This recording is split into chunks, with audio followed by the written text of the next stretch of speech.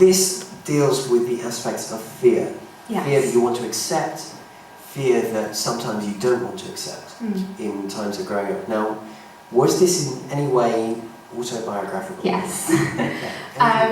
My previous job when I was at Microsoft, I did a lot of late nights. I'd be coming home, it was winter, it was dark, and it's 7 o'clock, and you're walking home, and just walking home in a pair of heels. It started off just a noise of a pair of heels walking like in complete darkness, and the route in the film is actually my route home from the bus stop, so it's, you know, all like totally personal. And I wouldn't say I was like followed, it's just the idea of walking home on your own, and it's just like, well, what if someone is behind me? What do you do?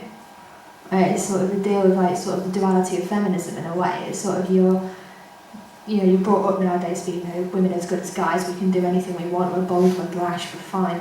And then you put us in a dark place on our own, and, you know, bang goes 30 years of history. Yeah, and so within this, is it the message within this film almost suggests that you're saying that, yes, even though there are these conventions in society, we should all be thinking, yes, everyone is equal, no one should be scared. Actually, it is perfectly normal. Yeah. Everyone has their own stereotypes, and sometimes those stereotypes are best adhered to. Because if you are walking home and someone is behind you, then, you know, maybe it's best to have a little bit of fear about what could happen, as opposed to just walking around being blasé, nothing's going to hurt me. Because one day something might do. Perhaps. I'm all full of laughs, aren't I? So this is not your first film. No, it's not. Definitely. Tell us about the work that you've done before. I co-wrote a film called Dark Shade of Red, which you very nicely screened for us on the premiere. Yes. It did very well. It won a 4 out of 5 stars at the British International Amateur Film Festival. Well done, that's great. This is my first directing, producing film, but yeah. Wow, so how did you find the difference between working on a film with many, many other people and then having your own personal story? It becomes your little baby, doesn't it? This was very much mine. The other film was, you know, I wrote it and I passed it off and that's about it. Didn't really have much else to do with it until it was screened.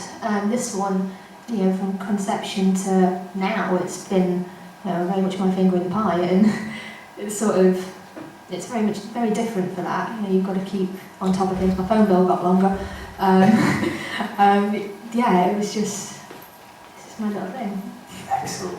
Well, what would you like to see happen with this film? Are you putting it forward for other film festivals? Hopefully, yeah. I don't know which ones yet. Any, you know, pointers on which ones would be good would be fine by me. But yeah, hopefully I'm going to take it to a couple of the film festivals and see how it does, and springboard from there, hopefully.